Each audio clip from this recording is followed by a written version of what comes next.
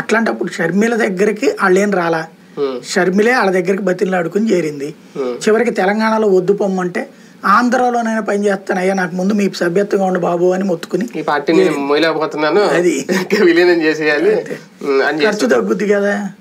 ఇప్పుడు నెలవారీ ఖర్చు సగం తగ్గినట్టే పార్టీ ఖర్చుకు బదులు. అవును, రా కదలిరా అంటూ ఇస్తున్న పిలుపు ఆల్రెడీ మొదలైపోయినాయి ఇవాళ నుంచి చంద్రబాబు గారి. చంద్రబాబు పేరు చూస్తే చంద్రబాబు గారి కార్యక్రమం, తెలుగుదేశం పార్టీ కార్యక్రమం. ఇది ఉమ్మడిగా కలిసి అనుకున్న నిర్ణయమా? అంటే ముందే పవన్ కళ్యాణ్ గారితో మాట్లాడి నవశాఖ ముందేదో చర్చలు జరిగినాయి, ఈయన ఆయన దగ్గరికి వెళ్ళారు కాబట్టి అలా స్టార్ట్ చేసిందా?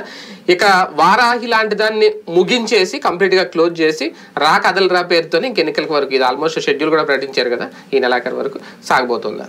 తెలుగుదేశం పార్టీకి మిత్రపక్షంగా కంటే కూడా సబ్స్టిట్యూట్ పార్టీగా మిగిలిపోతుంది జనసేన అనడానికి సాక్ష్యం అది.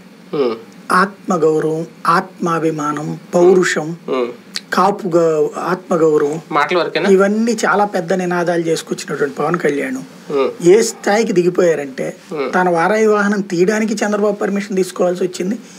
అది మధ్యలో లోకేష్ గ్యాప్ ఇచ్చిన టైంలో కాసేపు తిరిగి రావాల్సి వచ్చింది. మళ్ళీ వద్దు మాకు పబ్లిసిటీ తేడా వస్తుందని కానీ ఆపేసుకోవాల్సి వచ్చింది. నువ్వు వచ్చేసి విలీనం అయిపోయా అంటం లేదు ఒక్కటే, అంతే. వాళ్ళు మేము ఇస్తాం సీట్లు ఇన్ని ఇస్తాను తీసుకోంటే తీసుకోవాల్సి వచ్చింది. డిప్యూటీ సీఎం కూడా మా నాన్న ఆలోచించిస్తాడంటే ఓకే అనాల్సి వచ్చింది. ముఖ్యమంత్రి ఇవ్వమంటే ఓకే అనాల్సి వచ్చింది. సీట్లు ఎన్ని ఇస్తాయని తీసుకోమంటే తీసుకోవాల్సి వస్తుంది.